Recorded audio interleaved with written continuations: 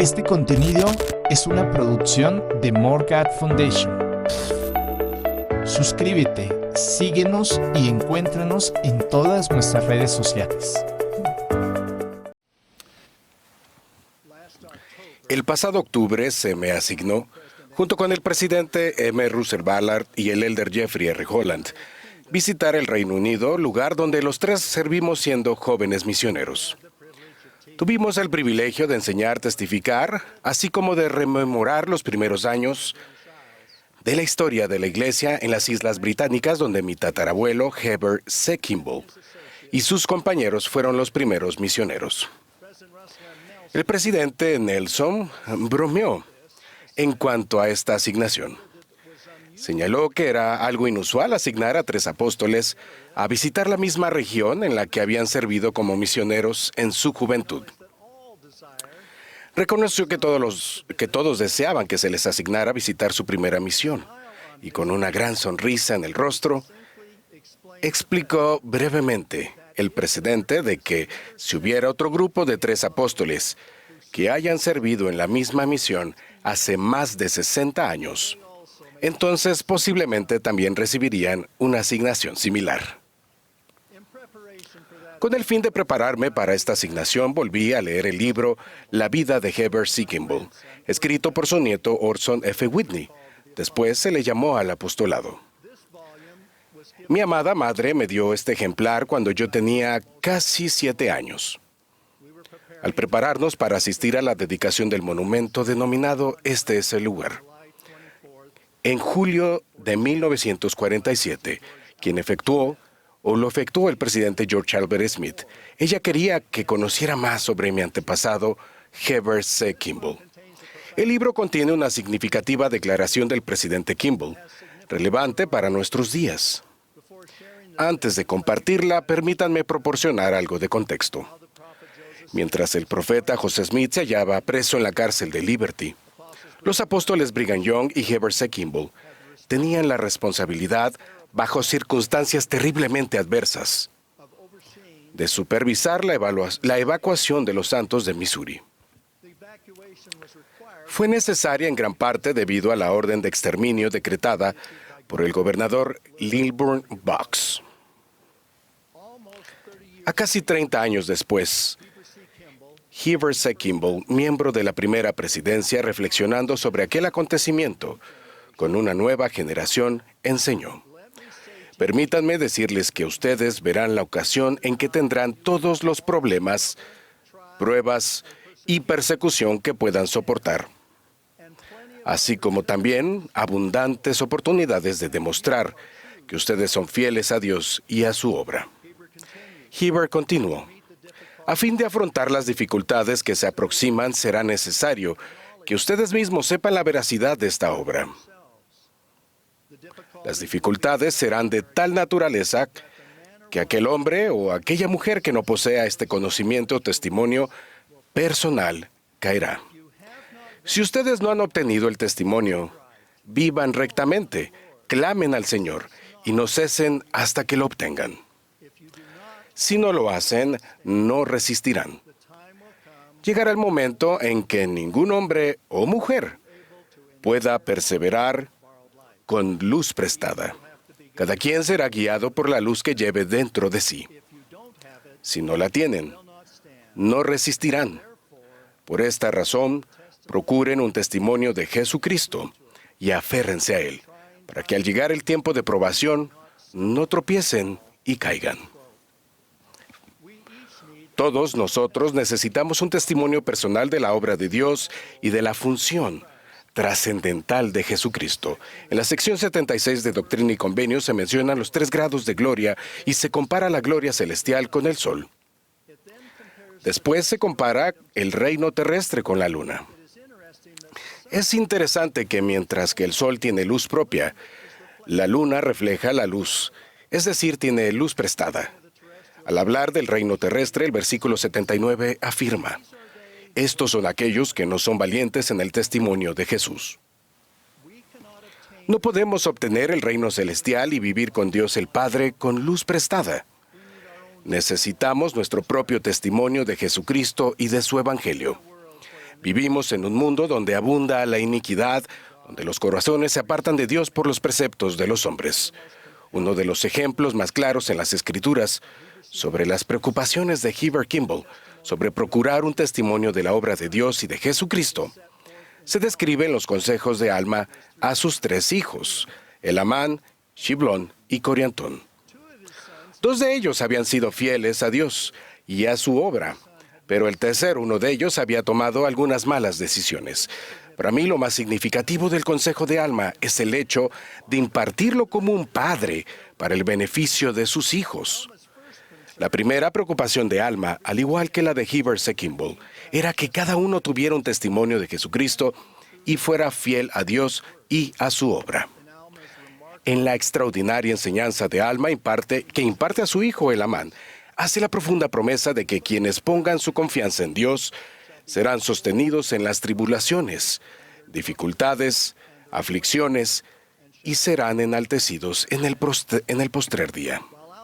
Aunque Alma recibió una manifestación en la que vio a un ángel, esto es algo poco común. Son más habituales las impresiones que confieren al Espíritu Santo o el Espíritu Santo. Dichas impresiones pueden ser igual de importantes que las manifestaciones angelicales. El presidente Joseph Fielding Smith enseñó, las impresiones en el alma que provienen del Espíritu Santo son mucho más significativas que una visión. Cuando el Espíritu le habla al Espíritu, la impresión en el alma es mucho más difícil de borrar. Esto nos lleva a los consejos de Alma a su segundo hijo, Shiblón, quien era recto como su hermano Elamán. El consejo que quiero recalcar es el de Alma 38:12, que dice: procura refrenar todas tus pasiones para que estés lleno de amor. Refrenar es una palabra interesante. Cuando montamos a caballo, usamos el freno para guiarlo. Un buen sinónimo podría ser dirigir, controlar o contener. El Antiguo Testamento nos dice que nos regocijamos al saber que tendríamos un cuerpo físico. El cuerpo no es malo, es hermoso y esencial.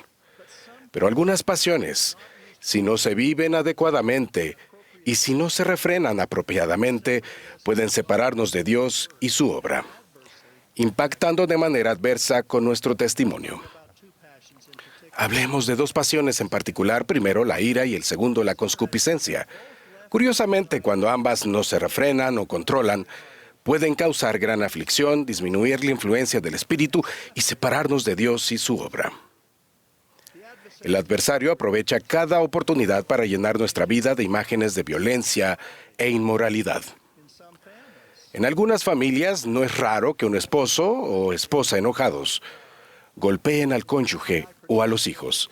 En julio participé en Londres en el Foro Parlamentario Multipartidista del Reino Unido, en el que se enfatizó la violencia hacia la mujer y los jóvenes como un problema mundial importante y significativo. Además de la violencia, otras personas han incurrido en el maltrato verbal. La proclamación sobre la familia nos dice que quienes maltratan o abusan de su cónyuge o de sus hijos, un día deberán responder ante Dios. El presidente Nelson lo enfatizó esto ayer por la mañana. Por favor, tomen la decisión de que independientemente si sus padres los hayan maltratado o no, ustedes no maltratarán ni física, ni verbal, ni emocionalmente a su cónyuge o a sus hijos. En nuestros días, una de las dificultades más significativas es la contención y el maltrato verbal, relacionado a cuestiones sociales. En muchos casos, la ira y el lenguaje abusivo han reemplazado la cordura, el diálogo y la civilidad. Muchos han abandonado la admonición de Pedro, el apóstol mayor, para buscar cualidades como la paciencia, la templanza, la piedad, el afecto fraternal y el amor. También abandonaron la cualidad cristiana de la humildad. Además de controlar lo que es la ira y de refrenar otras pasiones, necesitamos llevar una vida moral y pura, controlando nuestros pensamientos, lenguaje y acciones. Necesitamos evitar la pornografía, evaluar aquello que se ve por Internet en nuestro hogar y evitar toda forma de conducta pecaminosa. Esto nos lleva al consejo de Alma a su hijo Coriantón. Él, a diferencia de sus hermanos Elamán y Shiblón, él incurrió en la transgresión moral. Debido a que él había incurrido en la inmoralidad, fue necesario que Alma le enseñara en cuanto al arrepentimiento. Le enseñó sobre la gravedad del pecado y luego a cómo arrepentirse. Así que el consejo preventivo de Alma fue para refrenar las pasiones, pero para quienes ya han transgredido es el arrepentimiento. En la conferencia general de abril, el presidente Nelson dio un consejo trascendental en cuanto al arrepentimiento. Dejó en claro que el arrepentimiento diario es algo fundamental para nuestras vidas. El arrepentimiento no es un suceso, es un proceso. Es la clave de la felicidad y la paz interior. Él enseñó, el arrepentimiento diario es la senda a la pureza y la pureza proporciona poder. Si Coriantón hubiese hecho lo que el presidente Nelson aconsejó, se hubiese arrepentido en cuanto comenzó a albergar pensamientos impuros. No hubieran ocurrido las transgresiones graves. El consejo final que Alma dio a sus hijos es una de las doctrinas más importantes en todas las Escrituras y está relacionada con la expiación efectuada por Jesucristo. Alma testificó que Cristo quitaría los pecados. Sin la expiación del Salvador, el principio eterno de la justicia requeriría el castigo. Gracias a la expiación, la misericordia puede prevalecer en el caso de aquellos que se han arrepentido, permitiéndoles regresar a la presencia de Dios. Haríamos bien en meditar en esta maravillosa doctrina. Nadie puede regresar a Dios únicamente por medio de sus propias buenas obras. Todos necesitamos el beneficio del sacrificio del Salvador. Todos hemos pecado, y solo mediante la expiación de Jesucristo podemos obtener misericordia y morar con Dios.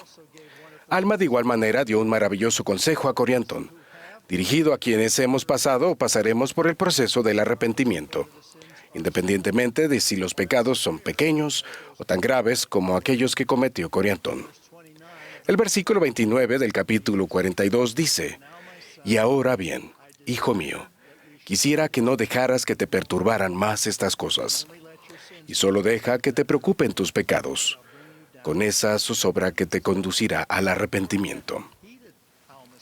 Coriantón dio oído al consejo de Alma y se arrepintió y además sirvió de manera honorable. Gracias a la expiación del Salvador, la sanación está disponible para todos.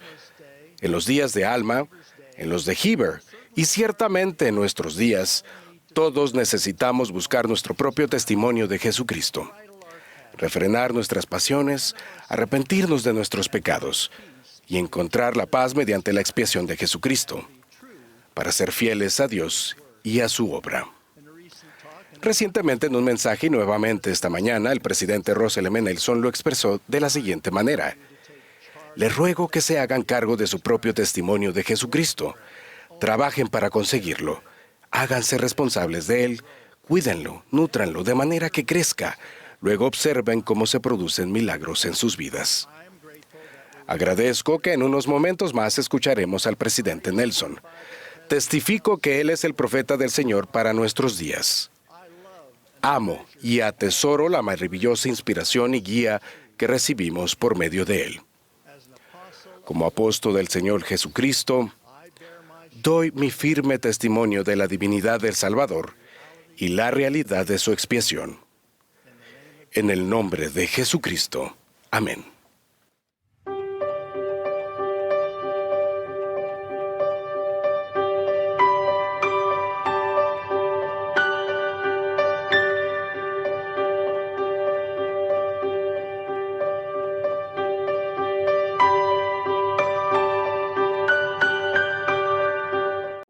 Este contenido es una producción de More God Foundation. Suscríbete, síguenos y encuéntranos en todas nuestras redes sociales.